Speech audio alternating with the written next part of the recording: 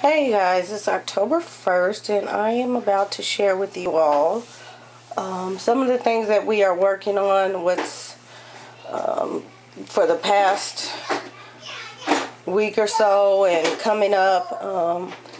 Basically what's in our work boxes, well, centers, because we do centers rather than the workbox system. And yeah. So let me show you what I have up here. Just something that the kids love to play with, these little foam squares that we got from Target a couple of years ago. And they would take them and just see how many they could stack per color. Just take turns. And so I turned it into a little game. And I did the same thing for geometry with our tangram shapes. I made up a little mat and where they can do the same thing. And I don't know if I have it here. It's somewhere. But the same concept. But they were trying to figure out how they could, you know, basically turn it into a challenge. So they took a die and they would take turns rolling the number, and then they would find whichever number they would stack two red ones, and until they got to the end. And then once they filled the board up, they would roll and start taking them away until the board was empty. So yeah, kids are creative like that. So I just made this and just laminated it, and I have a couple of these little things that I've laminated so they stay good. And then on the flip, I did puzzle shapes. We work on area, so they would basically roll, and if they got three, they would put three squares, and they would try until they could fill up the area. And so just count the area around. So there's that. And then also working out of our Super Source Snap Cubes book, I have an activity, Towers of 10, and it's kind of the same principle as using this other game I just showed you, this deal right here. This one, they get 60 Snap Cubes, 2 colors per pair, and a die, and they basically have to work with sums of 10. So they're, you know, discovering how to roll a die, and somebody is going to roll a die 3 times, make 3 towers having the number of cubes equal to the number rolled, and then we want the towers to grow until they get exactly 10 cubes. And they would you know, switch colors each roll, and if that number is, you know, that they roll is too large for any towers, then they don't get that turn. And then after all 3 towers are built, we point out the rolls, the number of rolls it took. For example, if a tower has 4 yellows, 3 blues, 2 yellows, and 1 blue, the tower was completed in 4 rolls. So, and then there's also a record page of this that I haven't, that I didn't print out. I don't know if it's on here where you can record it. I'll just show where it just records the number of rolls. There it is. So they would turn around number of rolls it took to get there.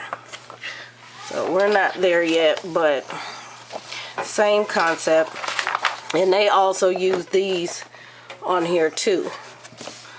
So there's that. Okay, moving along, we're also working on word letters. So I've just keep these little things laminated so they can basically take the letters and go down the ladder. Cat, bat, mat, sat, fat, hat, and just keep going. And then here's a different type where they just go in and change the letters. here's another one. And then here's another one. And they have to look at the picture. And this is the beginning sound. And so the little ones, the 3-year-old is really into this one. You working on a geo board over there? And then here's another one with the ab family.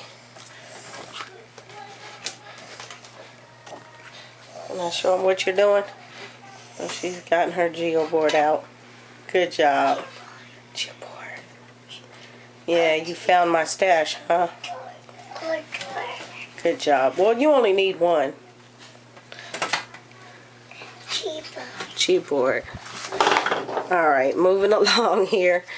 We were working on ladybugs. I found these cute little ladybug mats, and what I did was printed and laminated, and then I took these letters that I just really have to keep put away. We have a ton of them, and I really don't like these things, but I knew we had a use for them. So the little magnetic letters, they would look on, I pulled out the ones that we needed, and they would look on the mat and match the letters until all the spaces were covered. That, and then let's see, a couple of those, and then we have a blank one here, and this one is basically numbers. There are a couple of ways we do this. I either have them take a cube, and so where they're putting either different color or the same color, it just depends on how we work it, and then I would have them count how many, or they would take and count the number of spots, and that one is 6 and this one is 4. And so I would tell them sometimes cover backwards 3, so that would be 3. So that's how we do that. What else are we working on? Can I have this, move this stuff out of the way, keep it moving. Alright, for the little ones, we had a dollar store or Dollar Tree Sesame Street workbook that I pulled apart for the pages. And basically, instead of just doing what it says cut out the transportation vehicles and glue, I took the page and laminated it, and then I cut out the pieces that were along the side, and I stuck 8 clicks or Velcro on the back. So now it becomes a game that we can use over and over again. So the baby can do this. This is good hand-eye, fine motor skills. For the big ones, they get in there and they talk about, you know, who does what job and things like that. Keeps them busy. And then also another page like that was the same thing, cut out and glued, but I did the same thing. Put the aplex on the back, and so they have to match the pieces. So they have fun taking the pieces off and matching them up to make the puzzle what it is. And then let's see, I'm gonna have the cubes out. We are working on, of course, still with the cubes, and again, we work with the cubes, like I said, with the Towers of 10, and all kinds of games. And this over here, another couple of pages of that Sesame Street book. Okay. There was some matching cards, and so I just stuck 2 pages because it was a lot of cards. I stuck 2 pages together and I laminated them, and so the game is now 2-sided. But there's a whole set of matching cards, and they turn them over, of course, the opposite way and match them up. But there's that. So we have another little Sesame Street manipulative. Little baby loves. You love Sesame Street, Zai? See, I love Sesame Street, huh? Then we are working with the preschoolers on their colors and their sorting. And so I keep these little things. You can get these on applesauce and squeezy pouch foods, baby food. We save all that stuff. So I have a ton of those. And we use those in various ways. And then let's get to some handwriting. Clear my area, guys. Okay, we've been doing this one for a while. I used to do this with my older kids to teach them how to write their name. You can go and find all sorts of printables where you can print a child's name, and they give them the dots. And that way they can practice. And so these are laminated. They have some that are not laminated in all different kinds of ways. This one came from Kids Zone. So tracer pages. If you Google name printables, you'll find a whole ton of those kind of resources. You can put anything you want in them. So, and then up here, I like this one has a name so they can write their name without the lines. And then some that I just printed out, they are going to work on their first, middle, and last name. And pretty much script. I say pre-script. And so, there's Layla. Here's Aaliyah.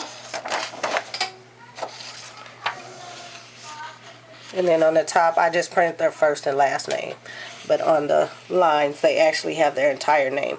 And I could have printed something else, like you know, their age or their address or phone number or something like that, or just a fun fact about them. But this is what I wanted them to work on.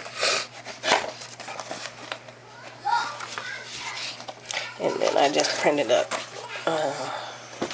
just some color pages so they can color and put up in the room.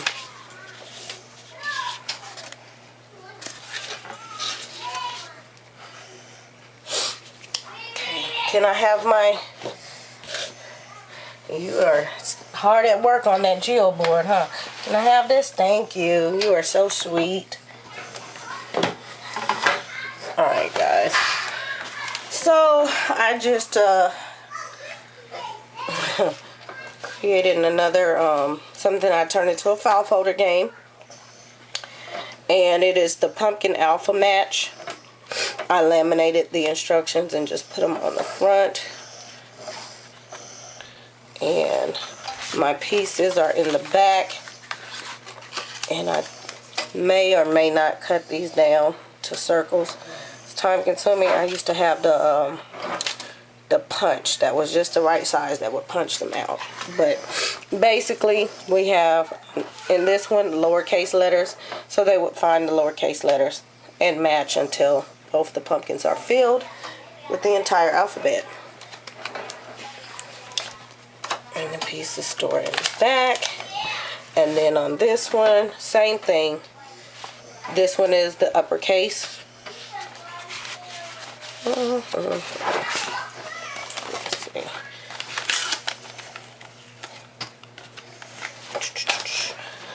So they have uppercase, and then they would find and match.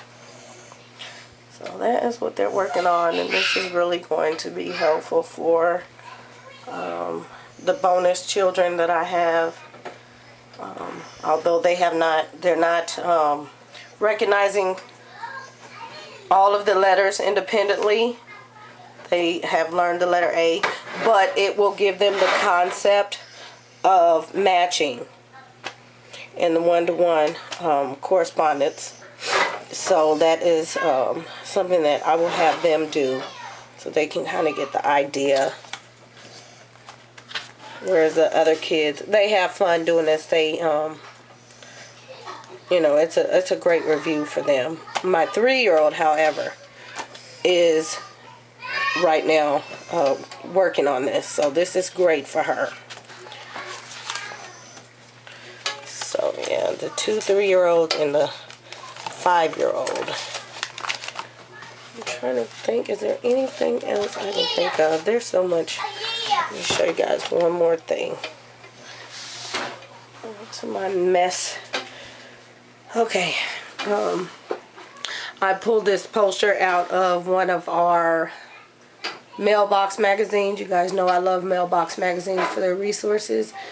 And so we're working on math, and the concept, like it says, find more ways to show 10.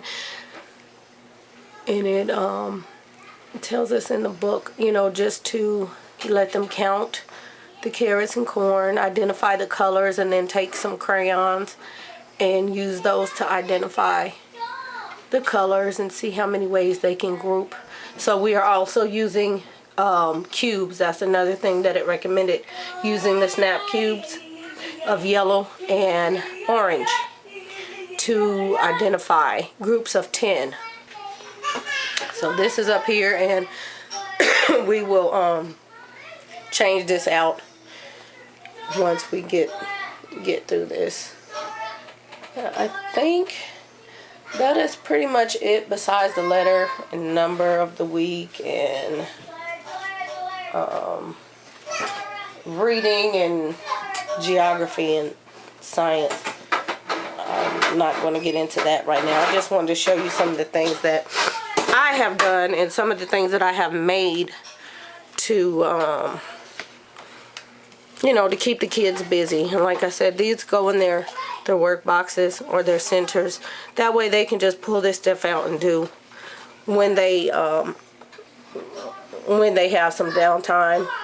Basically, when we're not covering a specific lesson, this is what they do pretty much. You still working on your board? You working it, Mama? Good job. So we have lots of stuff coming up this week, and hopefully I can share with you all some of that stuff. But I am going to put this stuff away. Good job. You connected 2 geo boards together. Good job, Si. You can't. You did it with a milk mustache. I am going to end this video and try to shoot a haul before we start the day. I have a resource haul that I think I'm going to shoot next, and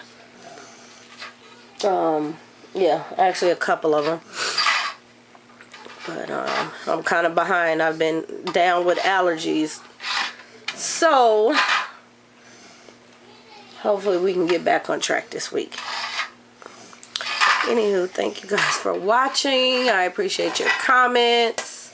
If you guys have, you know, if you try some of these things, let me know. If you would like to know where I found them, leave me a comment. And I'll be back.